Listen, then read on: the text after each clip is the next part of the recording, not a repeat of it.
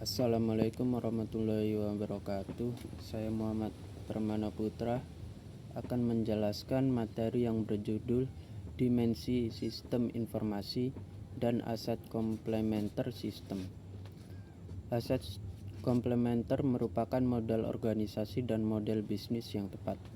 Aset komplementer merupakan aset yang dibutuhkan untuk mendapatkan nilai dari investasi, atau bisa juga disebut sebagai aset pendukung dari aset utama.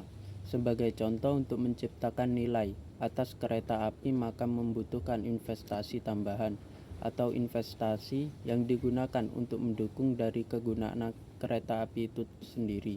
Misalnya, rel kereta api, lokomotif, petugas, struktur pengaturan yang mengatur dan mengawasi dan pengguna dari kereta api itu sendiri.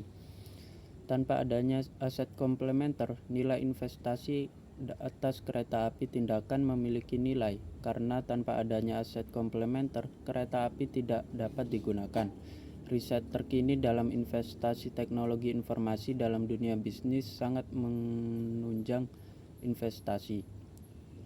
Dengan investasi aset komplementer seperti yang pertama, modal bisnis baru, yang kedua, bisnis proses baru, yang ketiga, perilaku manajemen. Budaya organisasi atau pelatihan akan mendapatkan tingkat pengembaliannya atau superior.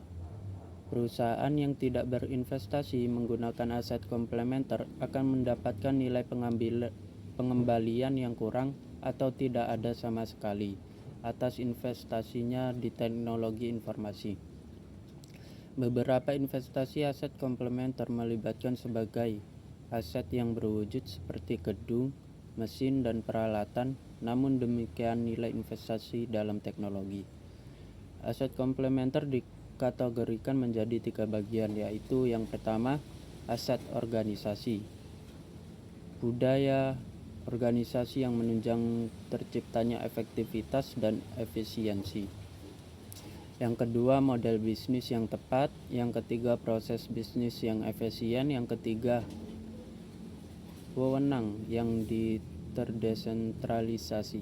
Yang keempat, pengambilan keputusan yang terdistribusi. Yang kelima, tim pengembangan SI yang kuat. Untuk aset manajerial, yang pertama, dukungan manajemen senior kuat pada investasi teknologi informasi dan perubahan.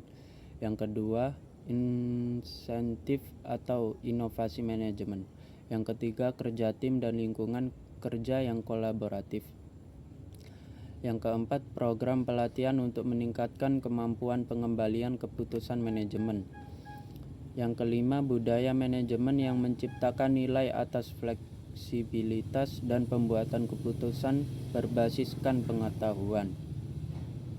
Untuk aset sosial, yang pertama, infrastruktur internet dan telekomunikasi.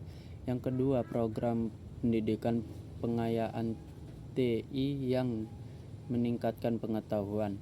Komputer karyawan standar, baik sektor pemerintahan maupun sektor swasta. Yang ketiga, hukum dan peraturan yang menciptakan lingkungan pasar yang memadai dan stabil. Yang kelima, perusahaan teknologi dan jasa berada dalam pasar yang berdampingan guna membantu implementasi.